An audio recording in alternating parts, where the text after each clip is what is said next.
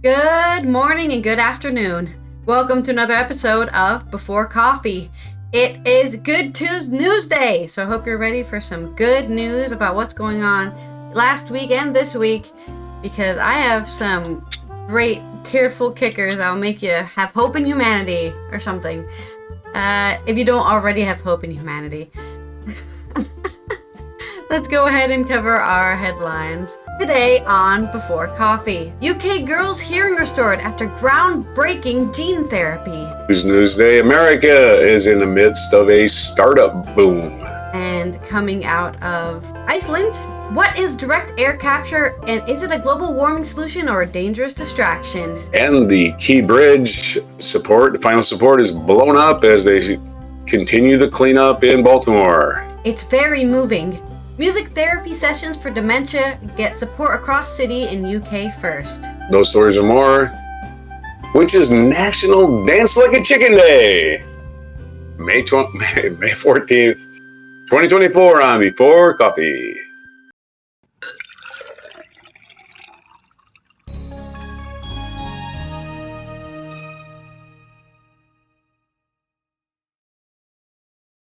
I think dancing like a chicken is a great attitude to have for a Good Tuesday. You know, keep your life a little goofy, a little silly.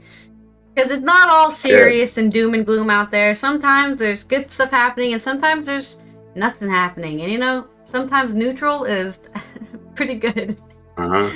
Anyways, we're not talking... yeah, thank you. Welcome.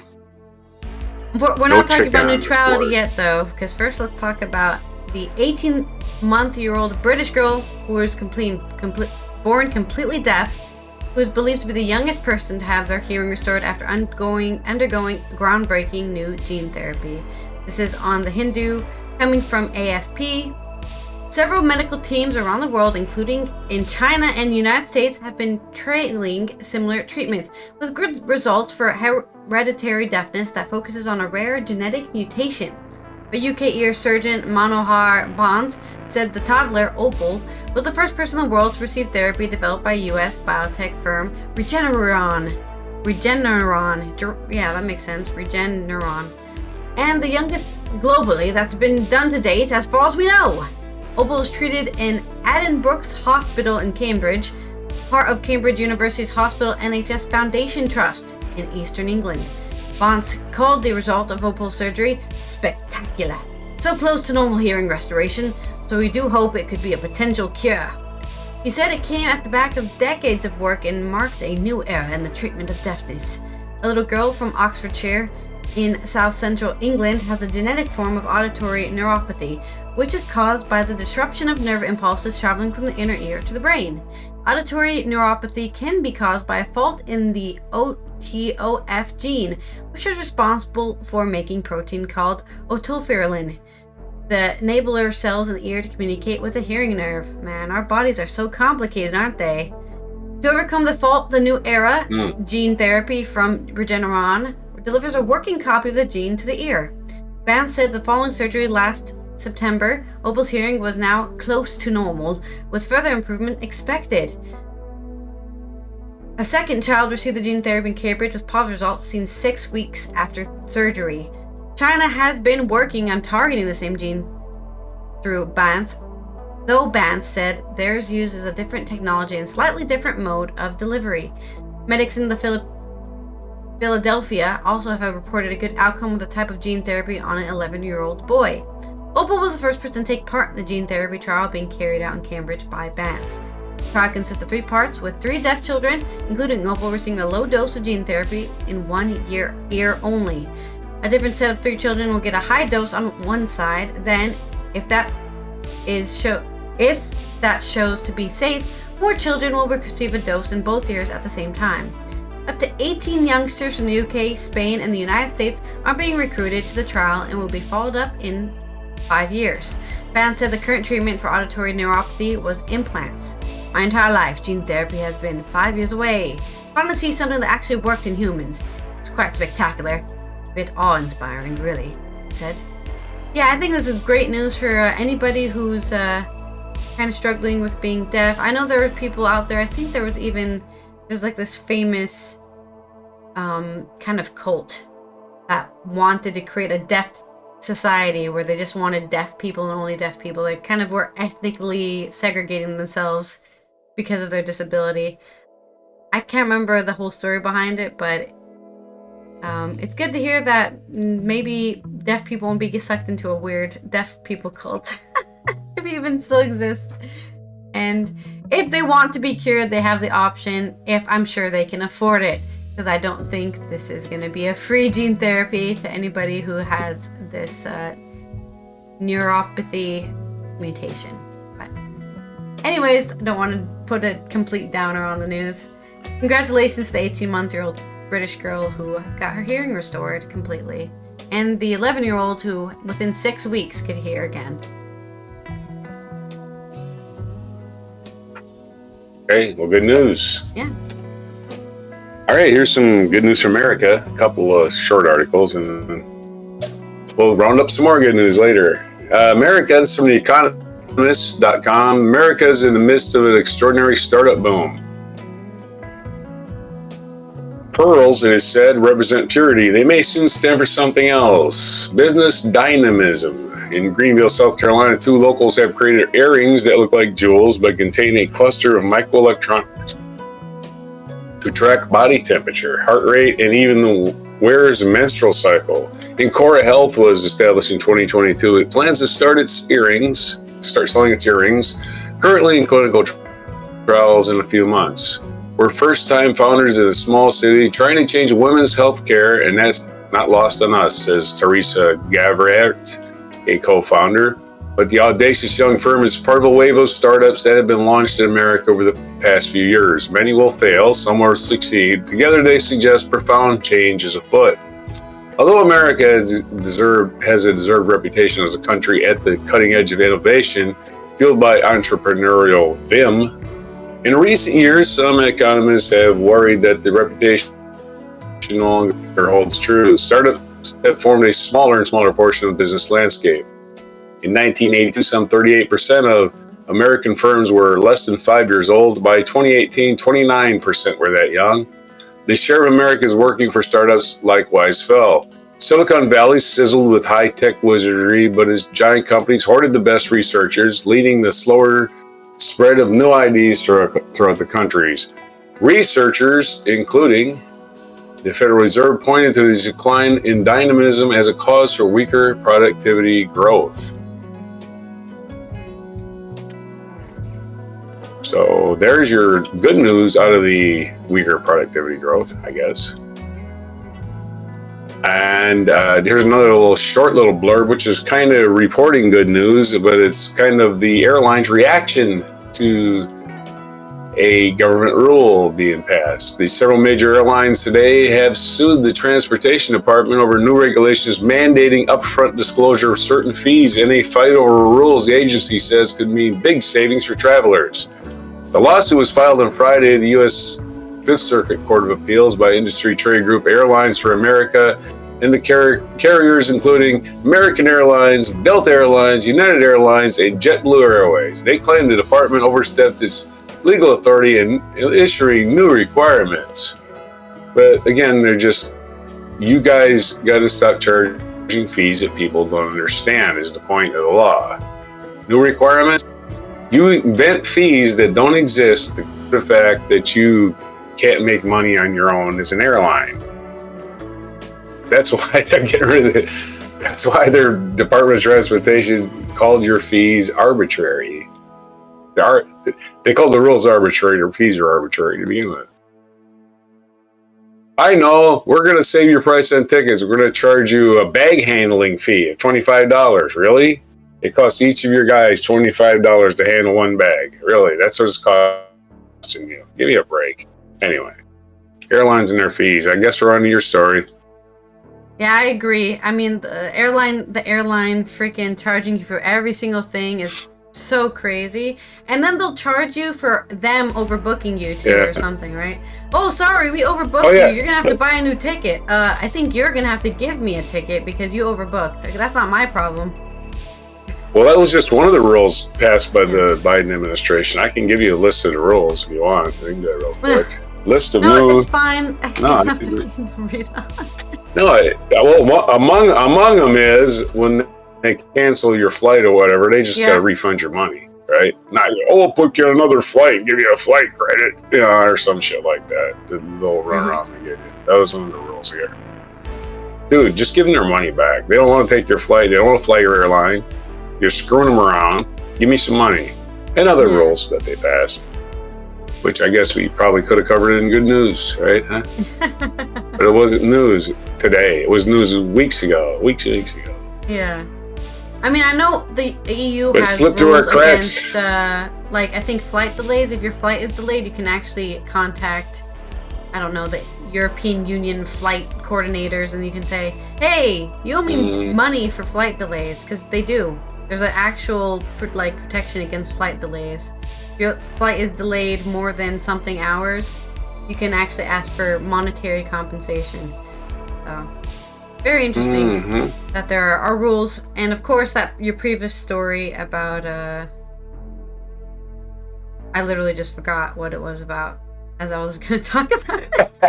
My brain was like, what was that story United about? States startups? Yeah, the startups. In the United States. I'm a startup, so I can appreciate that, I guess. But I wish I was doing something cool like creating. What were they doing? Changing the face of women's healthcare? Yeah, I'm not doing anything like that. But I think earrings that a smile monitor on people's your face, and sometimes that's just all people need. You don't need to be finding the cure to cancer.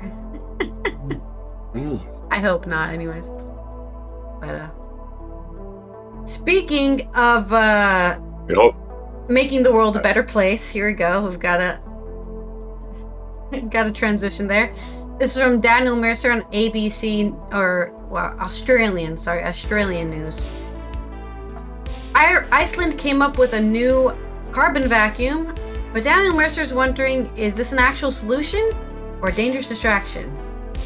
On the dark volcanic soil of Iceland, looming conspicuously in a nondescript plant that its creators hope may be the key to holding back global warming. It's not much to look at. A series of fan-like units slacked one on top of each other, a large annex that wouldn't look out of place on a big Australian farm, and an assortment of pipes and steelwork. But Mammoth, as it's been dubbed by Climeworks, the Swiss firm that operates the plant, is doing something that's remarkable in many respects. It is sucking carbon dioxide, the greenhouse gas blamed for much of the heating taking place across the planet, directly out of the air in order to bury it or store it somewhere else where it can be used in another way. At the heart of the project, which was switched on just this week, is a process known as direct air capture. Expect to hear the term more in the years ahead as countries the world over cast around for ways to cut their pollution and clean up their economies. So what is direct air capture? In layman terms, direct air capture, or DAC, is the process of sucking in air through a giant vacuum and then capturing the carbon dioxide contained within. The carbon dioxide is then stripped away using chemical filters that can snag any particles passing through the great fans. In the case of Mammoth, the heat is applied to release the carbon once again, albeit as a steam of the gas that is given another firm for handling, so they have a lot of carbon steam. In Climeworks' case, carbon is stored in porous basal rock where it forms into crystals. At this point, the gas is mixed with water and pumped underground, where the carbon dioxide reacts with minerals in Iceland's volcanic basalt to form calcium carbonate, a white crystal. Effectively, carbon that was in the air is turned into a rock. In this case, a rock that is key ingredient in limestone. And everyone loves some limestone, but it can also be used in other applications that already exist, such as adding the fizz to drinks or stimulating plant growth in greenhouses. Thus, DAC is able to deliver what are known as negative emissions, or the removal of greenhouse gases already in the air as opposed to avoidance of yet more. It's a technology, according to their boosters, that has a potential value measured in trillions of dollars. I'm sure it costs a lot to build, too. And hopefully, well, the thing with Iceland specifically is that they run off of geothermal energy. So they can probably have a bunch of these plants sucking out carbon. But it's the powering the fans that it worries people, I guess. Where in the world is it used? Well, Climeworks and has its two Icelandic projects as the flag bearers of the technology. DAC is a growing industry worldwide. There are a raft of companies keen to develop the industry, scientists working on research and development, and deep-pocketed investors willing to spend big to make it happen. Among them is I.5, an arm of major American oil producer Occidental Engineering, and Canadian startup Carbon Engineering, which is backed by tech billionaire Bill Gates. At a site called No Trees, in a barren corner of the state of Texas, 1.5 is building its own DAC plant to capture carbon. Some of the carbon will reportedly be used by Occidental to purposes that can hardly be described as climate action, by being injected into oil fields to squeeze out extra production. But some will be pumped underground in the end of itself, and there are hopes that carbon will stay buried indefinitely. I can speak. Eventually, Occidental plans to build as many as 100 large-scale DAC plants in little over a decade, while Climeworks is among others plans for even bigger facilities in the US and elsewhere. Climeworks, for its part, has been somewhat coy about the cost of the technology to date, but at the opening of Mammoth earlier this month, US media reported the company are saying the cost per ton of carbon removed was closer to $1,000 than $100. And that matters greatly because $100 a ton is seen as a crucial benchmark for the viability of DAC. So they need to get the cost down way more to get to that $100 per carbon removed. At that point, the technology would theoretically become competitive with other options such as planting trees, where a price was put on carbon. But whereas trees burn in bushfires or can be cut down, releasing much of the stored CO2 carbon buried underground through DAC could be kept there. And polluting companies, perhaps wary of the bona fides of tree planting schemes, for example, may be more willing to put their money into the technology. And that industry is in its infancy, doesn't help with its economics. Still, there are signs that costs are coming down as more and more companies enter the fray and the technology evolves. By accounts, the system developed by Carbon Engineering should be able to buy a ton of carbon at the cost of between $94 to $232. At least when deployed at scale. So far, though, the economic goals of the industry have proved elusive. There are similarities, but DAC and carbon capture and storage differ in a crucial way. In theory, DAC has a negative emission so long as the energy they use to power the process causes fewer emissions than are reduced from the atmosphere. This is the case for Mammoth and its sister project Orca, which are both powered by abundant, clean geothermal energy on tap in Iceland. For carbon capture storage, CCS, on the other hand, there are no such illusions. The aim of the game is merely to minimize as much as possible the pollution that would ordinarily occur in many industries. Take as example the giant Gorgon liquefied natural gas plant in Western Australia. A condition of the project approval by the WA, what is that? Not New Wales, is it? I can't remember what. I don't remember the Australian region, sorry. I'm terrible at my Australian geography. The WA government... Queensland, New South Wales, that's all I can think of. Yeah, exactly. I'm like, there's only New Wales and... Yeah, Queensland. There's only one that New South Wales. The government was constructed... The WA government was the construction of a CCS plant to bury much of the carbon from the gas fields. Even were the project to be working properly, it would still only be sequestering about 80% of the reservoir of CO2.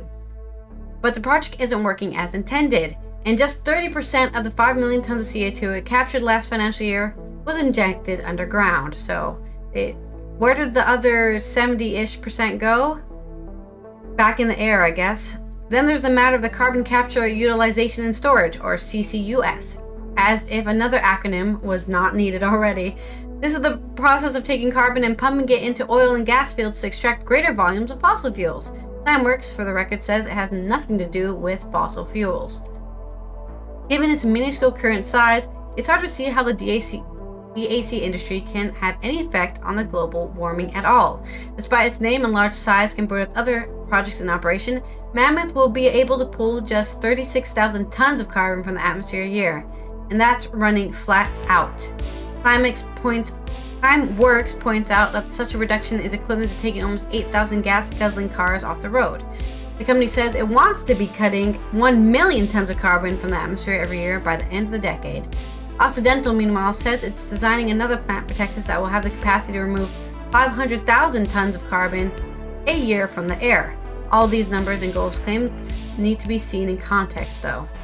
Every year, the world burns fossil fuels that produce about 35 billion tons of carbon dioxide, roughly 1 trillion tons of carbon dioxide. Sorry, something fell and it scared me. Roughly 1 trillion tons of carbon dioxide have accumulated in the atmosphere thanks to the activities of humankind. Even the International Energy Agency target of removing 7 million tons of carbon a year by 2030, modest though that may seem, is way off in the distance. What's more, the world does not have time on its side. Global temperatures are already rising and fast. According to Copernicus Climate Change Service, April marked the 11th straight month in which the global surface temperature hit a record temperature. For the past 12 months, the agency noted the global average temperature was the highest on record at 1.5 degrees Celsius above pre-industrial levels. The big challenge facing DSA in particular is physics. Carbon concentration in the air, although rising, are tiny, and extracting meaningful amounts of gas using the method is difficult. So, will fossil fuels ever be gone? We don't know, because as we covered in for Texas, they're still making fossil fuels. They're still getting oils out of the ground, but they're just using the carbon scrubber to get themselves closer to zero carbon emissions. But they're not actually reducing, because the problem is we're trying to get to net zero to stop, but what we really need to do is start getting to negative carbon emissions so we can remove all that extra carbon and all in the air that's making our planet so warm. Yep, I'll absorb what's there at the same time. The other there's 6 Australian states, besides the ones I had on top of my head, which were Queensland and New South Wales, which I got right, but without looking. The other 4, Victoria, Tasmania, which is an island, and very cleverly named Western Australia and South Australia. Those are names of provinces. Okay, so it was just Western Australia. They're the ones that have the Gorgon gas mine. Why they say Western and South Australia instead of Western and Southern, or West and South, I have no idea. It makes no sense. But hey, they're Australians. They can name whatever they want, I guess. Yeah, with their billabongs and their funny words. Billabongs. Like I said, what's that thing they spin through the air? What's that thing? No idea, but I guess it's called a billabong. No, it's not called a billabong. I'm having trouble with my Australian terms, which is normal. Okay, so in American news, the Baltimore Bridge blown up in controlled demolition. This is from Rachel Looker and Mike Wendling from BBC. Had to go to England to get a story about Baltimore. That's right. Part of the collapsed bridge in Baltimore has been deliberately destroyed, clearing the way for eventual full return of shipping through one of the busiest sea routes in the U.S. I think they ought to name the bridge after the people, the workers that died on it. Like, make an acronym out of their last names or something. I agree. Francis, they can't call it the Key Bridge. Just named after a guy who wrote a song, you know? Oh, he didn't write a song, he wrote a poem. It wasn't even a song, and he wrote it. That became a ship struck ship struck this Key Bridge on March 26, causing it to collapse and killing 6 construction workers. They recovered the body of the last one. That's what they were waiting for. They couldn't. They finally recovered the body. Then they could do the demolition. Monday, demolition broke apart chunks of the collapsed bridge. The operation was delayed over a weekend due to bad weather. The Francis Key Bridge collapsed after it was hit by a cargo ship, the Dolly, which lost power and veered off course. The Dolly is still sitting there. Really? Wow. All of its containers. Yeah, it's still sitting there with all of its containers. Yeah, you gotta watch the explosion. With all of its containers still there, they couldn't move it because it was so unstable. because the bridge collapse section was laying on it with a whole lot of tons and tons and tons of, asphalt, concrete, steel. Yeah. The 948 ship has remained at the scene since the accident. Is covered in scrap metal from the bridge. A total of 21 crew members, most of them Indian, are still on board the Dolly, maintaining the vessel. Crew members sheltered aboard the ship while Monday's controlled explosion took place. Authorities said the demolition went according to plan. It took place after the body of the sixth and last victim was recovered last week. Officials said they used controlled detonation to make precision cuts, hoping to free the Dolly, which will return to the port of Baltimore. The port, which handles a variety of goods and is the busiest of the country for car shipments, was closed after the collapse, although some shipping has resumed through temporary channels. The U.S. Army Corps of Engineers says it plans to restore full capacity by the end of May. At a news conference earlier Monday, officials said they hope to move the ship within 2 days. So shipping will be back to normal within a week. And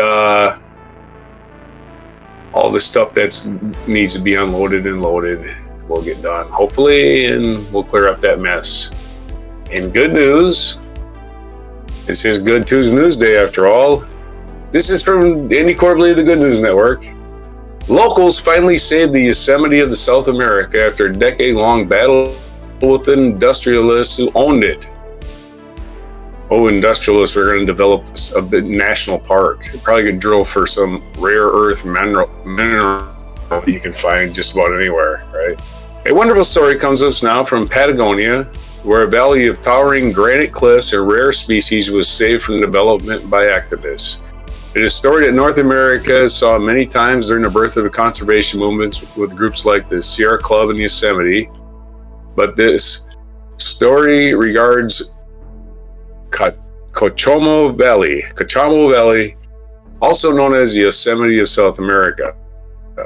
Roberto Hageman owns 325,000 acres, or roughly 508 square miles of this valley and surrounding lands, which sit near the southern tip of South America, where the Andes meet the Pacific Ocean. This Chilean industrialist who made a fortune mining,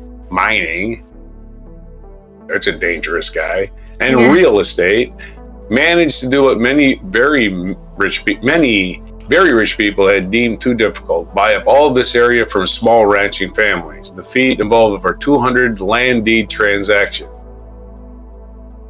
Cochamo Valley had never been developed and remained a haven for pumas, the rare Indian deer, and Darwin's frog. Aside from the ranchers, a plan in the early 2000s to build a road through the area was met with stiff resistance from environmental activists. Cochamo has many charms in the eye of environmentalists, along with being a burgeoning destination for rock climbers. It is scaled the towering granite walls similar to Yosemite Valley in California. It is almost completely surrounded by national parks, allowing animals to roam between them in an unbroken 4,000-mile area. Hageman announced plans to develop the area with a hydroelectric installation. Oh boy, let's use technology from the 1800s. Yeah, hydroelectric. All that does is evaporate water. That's all it does. Evaporates large amounts of water that never get, making artificial lakes. The water doesn't evaporate when it's moving, right? So when you create a reservoir, the water stops moving. When it moves, the surface temperature of water is like 3,000 degrees or something. It's constantly evaporating, constantly. So since water is constantly evaporating, all dams do is evaporate water that could have been used for something else. So they can use it for electricity. But wind doesn't do anything like that, right? There's always going to be wind. We're never going to run out of wind. Anyway, so this guy was going to make a hydroelectric plant out of it, basically. He was going to ruin it.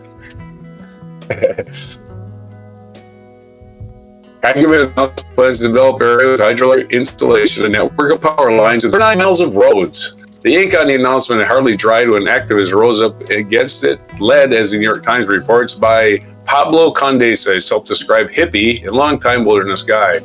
He founded a defense group called the Palo Patagonia, dedicated to preserving the land, and sued Hageman for failing to undergo the proper environmental reviews. After years of legal battles, courts scuppered scuppered, which is a new word for me, Hageman's plans, and the industrialists decided to sell out. The price was $150 million, but after no one came forward with an offer, Palo Patagonian entered into negotiations with the man in whom they had just spent the better part of a decade in litigation. The meetings had been a strange start. Hageman wanted at least $100 million, but Palo Patagonia tried to convince him to sell at a fraction of the price.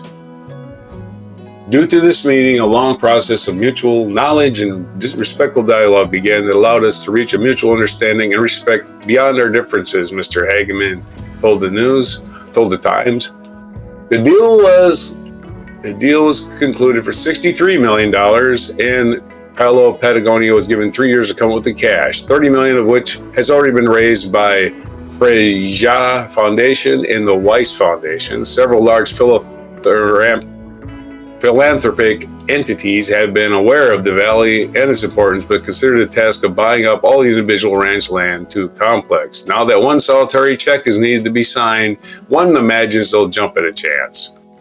This is an irreplaceable place, the missing puzzle place, said Jeff Paris, a senior executive Nature Conservancy, which has been advising the nonprofit group leading to the purchase.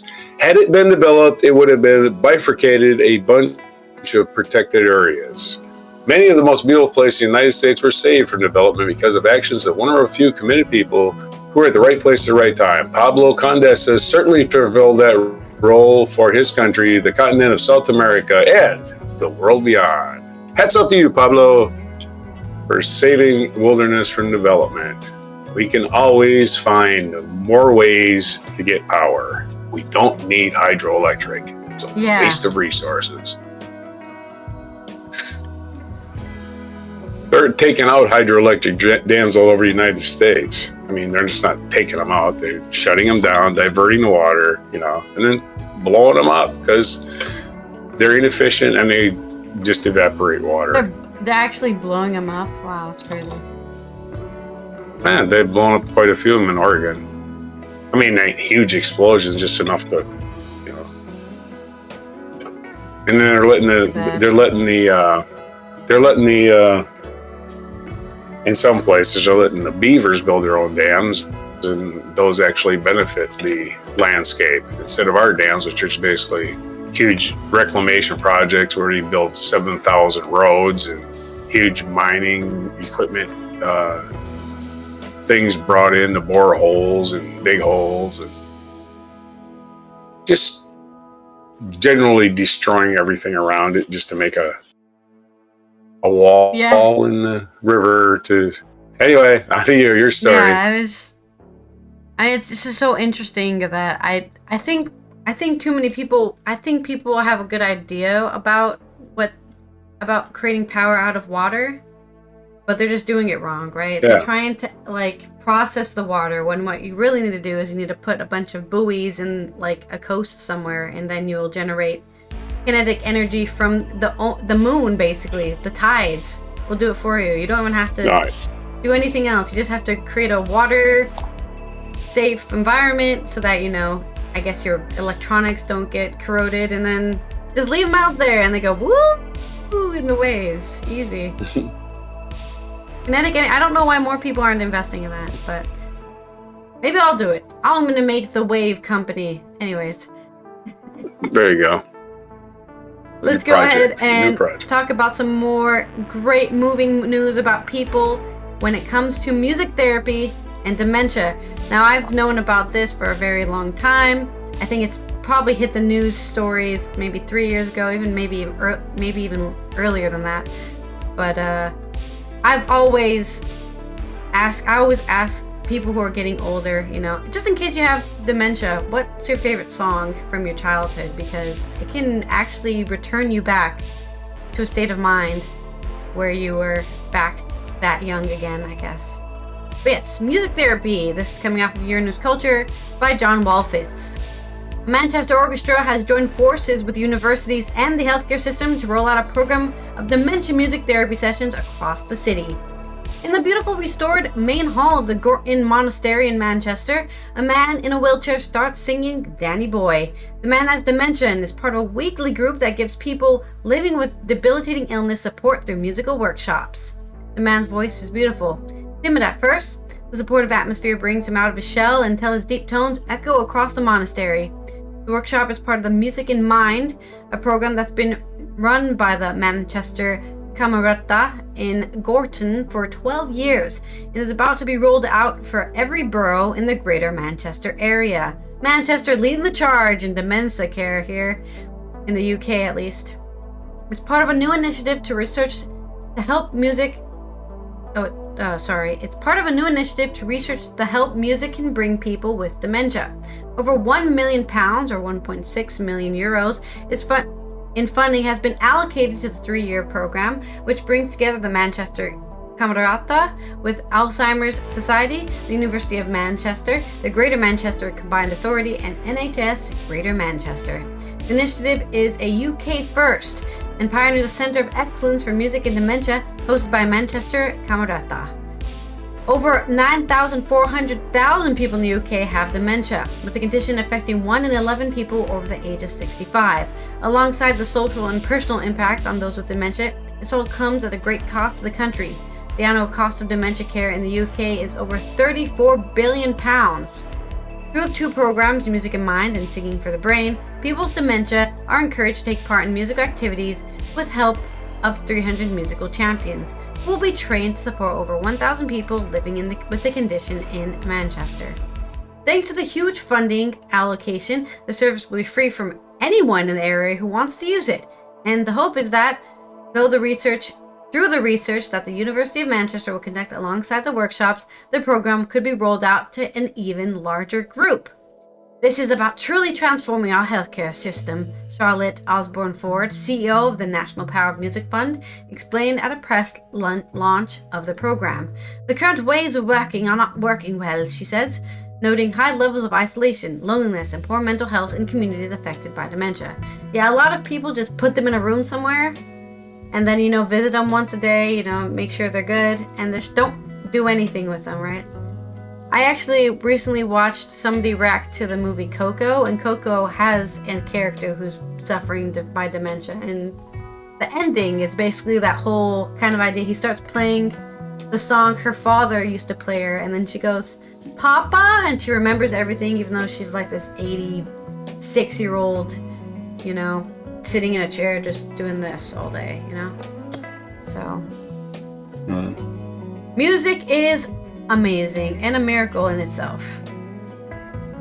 This is about proving that we can do things differently, that if you bring people together, if you give them joy, if you help them be creative and active, you reconnect them where they live and what they enjoy doing, that their health will improve even for really profound conditions where there's no cure, like dementia, Osborne-Ford said. Speaking after Osborne-Ford, Professor John Keaty, a professor of mental health nursing in older people at the University of Manchester, noted that although dementia can make typical communication harder, when you can communicate in other ways, and the beauty of music combined with the improvised loud music making is that communication and that contact, then the sense of connection, the beauty of the moment, the beauty of that space is very, very emotional. It's very moving. Yeah, I'm crying just thinking about it when you see the light come into somebody's eyes. Keaty has worked with and studied people with dementia since first training in an asylum in 1983, back when they were called asylums, and know firsthand the value musical connections can bring to those living with the condition. In a recent article for Journal of Dementia Care, he included a quote from Keith, a man living with dementia, who described his experience with Manchester Camerata program. Music in Mind makes you stand taller. It makes you feel proud. It feels good to have the little bit of attention, rather than saying, "Oh, well, he's over there. He's got dementia. Leave him to it." Watching the Music in Mind group mid-session brings Keith's words to life. After the man finishes rendition of Danny Boy, the group applauds proudly before a pianist takes over and leads everyone along in a percussive circle. Each individual brings their own take on the rhythm, and the joy in the room is palpable. The relationship between music, language, and memory, and how the art form can help people with debilitating condition has been a key area of research for many years.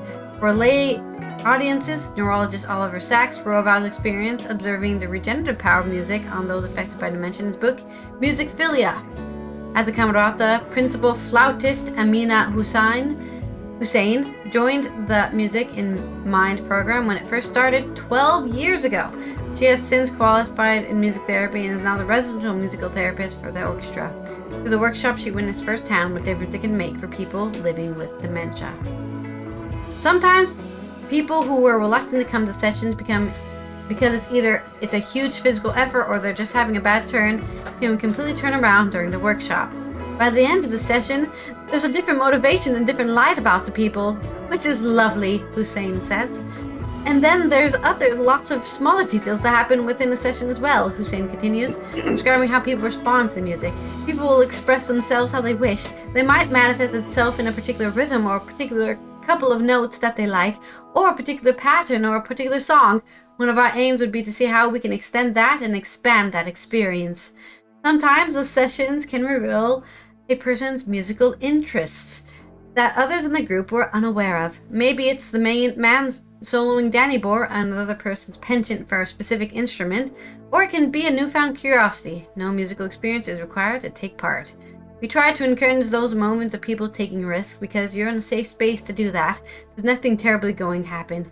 Hussein explains, there's no such thing as a bum note. Hell yeah! Just go on the guitar and start riffing and everyone will just, woo, yeah, and start cheering you on and you'll feel alive again. But yeah, there's your positive news story here about the magic of music. And I guess on to this day in history. Unless you want to add anything about the magic of music. No, you don't need an interpreter for music. So, get your point across without words. I heard people listening, like Pink Floyd in particular. They'll sit there and listen to a Pink Floyd song and go, wow, nobody sang during that whole song. And I didn't realize it till it was over, but the guitar was singing to me, right? Or, Jeff Beck or anybody else that can play melodic, they'll play the vocal line as a guitar. And you don't need lyrics. Anyway, music, the universal language. This day in history, as a bad segue, in 1607, we're always about music here. That's usually our mic drop moments or our music, and they get blocked because people monetize them. Because people want to be, give me some money. 1607, the first permanent British settlement in North America was founded in Jamestown, Virginia, named after King James I. 1643, on this day, 4-year-old Louis XIV ascended to the throne of France at the age of 4. And the first thing he said was, I want my binky. Anyway. The king wants his binky. 1771. 1771. Robert Owen, manufacturer turned reformer, who is one of the most influential utopian socialists. He was a utopian socialist. That's interesting. I'll tell you why. Of the early 19th century, he was an influential utopian socialist in the early 19th century. Well, he was born on this day in Newton, Wales. In 1796, Edward Jenner administered the first vaccination against smallpox. And we did eradicate smallpox, so no more smallpox for you. 1804, Meriwether Lewis and William Clark embarked on the American Midwest on their famous expedition to the Pacific coast of North America. You want to talk about a road trip, there's one. 1973, Skylab, the first U.S. space station, was launched and later crashed in Australia. We were just talking about Australia. I think it was actually in Queensland, Australia, that it crashed into Earth. Skylab, way later, back in the 90s, I believe. 1984 is the birthday of Mark Zuckerberg. He was born on this day. Mark Zuckerberg, happy 40th birthday to Mark E. Zuckerberg. Who's supposedly sexy born now. Yeah, so, well, I'm sorry, he was cloned in 1984. Sorry. Oh, right. He was created from a lab. Like, he escaped the facility. Mingala. Right, he was intentionally thrust upon us by the cloning lab of, cyborg humanoids. Cyborg robot. All right, anyway, lizard. Right, lizard boy. 1998. Oh, he'll be back and eating cold goat in no time. 1998, the last episode of the television situation comedy Seinfeld aired. The last episode, 1988. So they all end up in jail for not helping people, not helping a crime victim. That was kind of funny. 1998, American singer Frank Sinatra died at the age of 82. You know who Frank Sinatra is. He's a singer. He's a very, very very famous singer. Oh, Blue Eyes. Also dying, passing away on this day in 2015 was American guitarist and singer B.B. King, who's with a principal figure in the developmental blues style, inspired leading popular musicians. Well, he died. He lived at 89. Famously, B.B., for like the last 10 years or so of his life, was doing, he had diabetes. And I know that because he did commercials for the sugar testing thing. You know, your blood sugar testing thing where you don't have to prick your skin every day. Yeah. So he had diabetes, lived to be 89. If you take care of yourself, you can live a long life. Listen to your body. I'm not even sure he took care of him. Get your checkups. Yeah. And B.B. King's place in Memphis we've eaten at.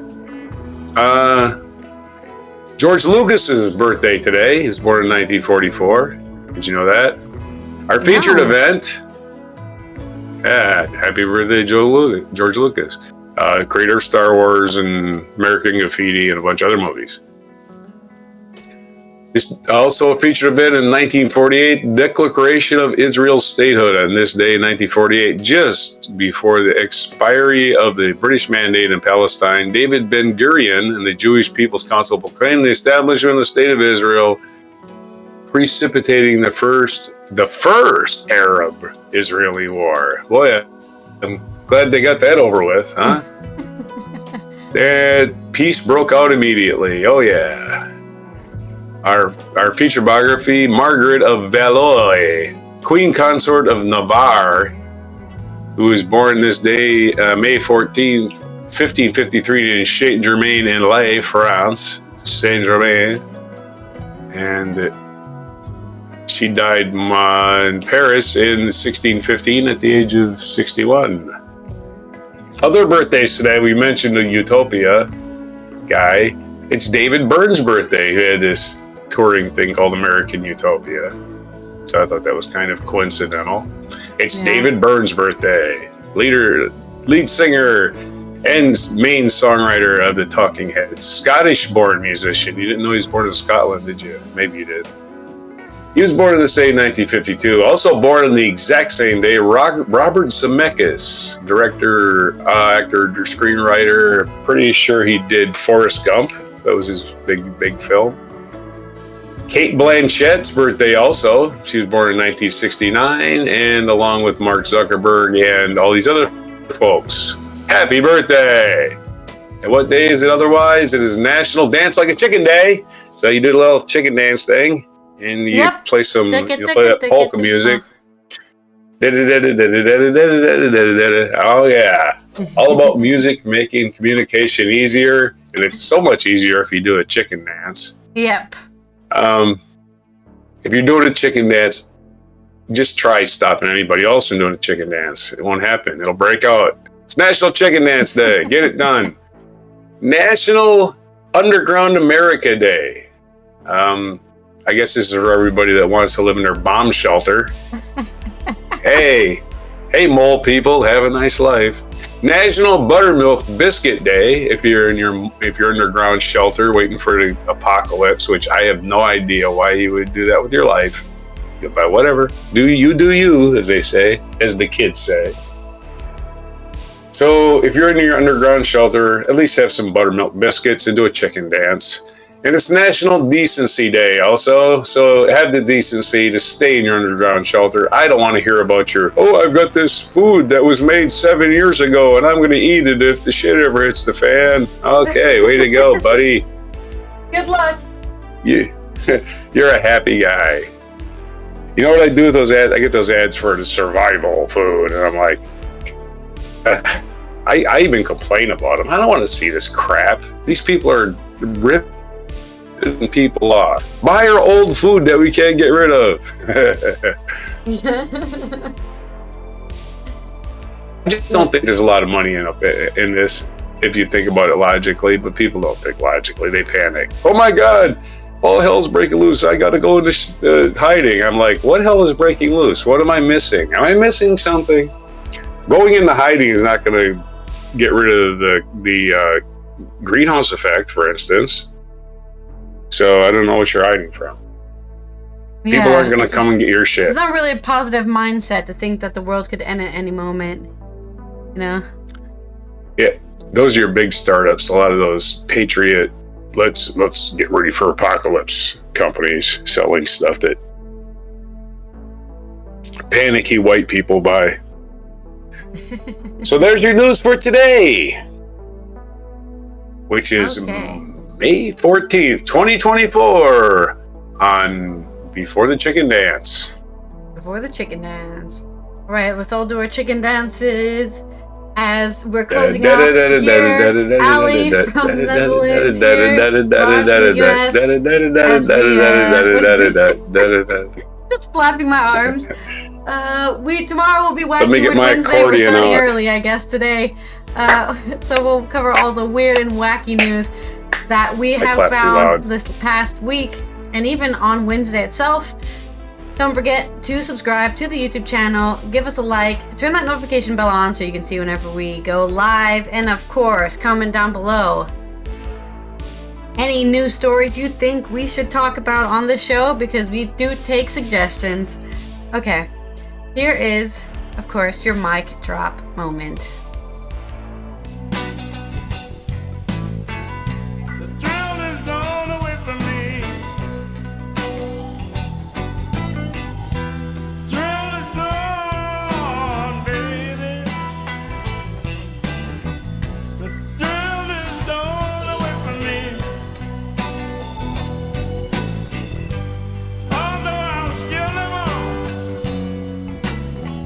But so lonely I'll be.